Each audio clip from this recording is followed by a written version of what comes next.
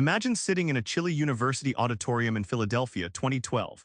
Neil Gaiman steps up not with a script but a wild invitation, make good art. But what does that really mean when the world feels upside down with violence and doubt everywhere? He doesn't give easy answers, he opens a door that asks, how do you fight back when words fail? When the world feels dark, what place does art hold? Keep that question open, it's about to get vivid.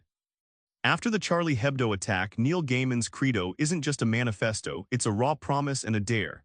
How does art stand firm when it's attacked? Let's unpack this defiant heartbeat. In 2015, after the tragic Charlie Hebdo shootings in Paris, Gaiman delivered Credo in London, a concise, fierce declaration. Instead of cowering, he urged creators, art defies terror. His words ignited a spark, art as resistance, not retreat, rooted deep in a city grappling with grief. Think of free expression like a lighthouse standing tall during a violent storm at sea. No matter how hard the waves crash, its light slices through the darkness to guide ships to safety. Gaiman argues art functions just like that light.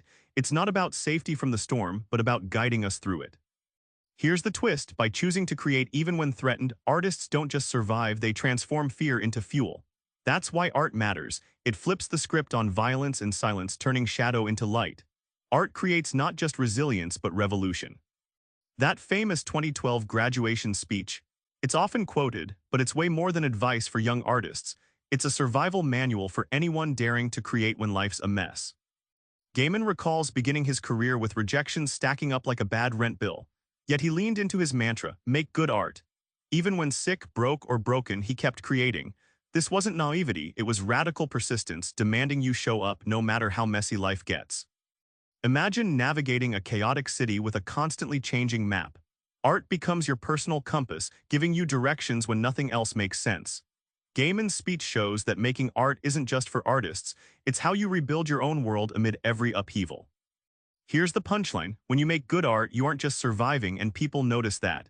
Doors open, relationships deepen, and what started as a defiant act blossoms into unexpected joy and success. The struggle flips into a story worth telling. Gaiman's love letter to libraries isn't just nostalgia, it's a fierce defense of imagination itself.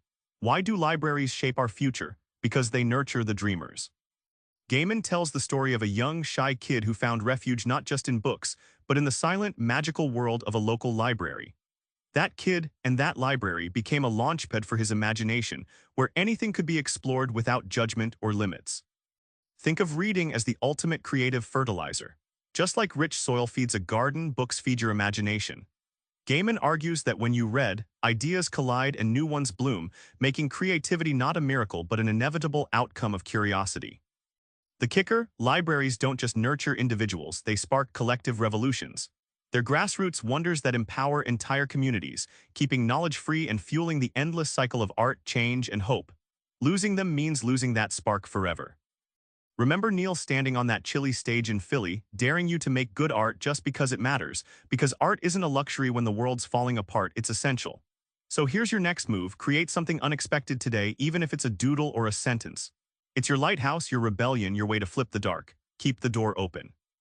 Subscribe for more book summaries like this one.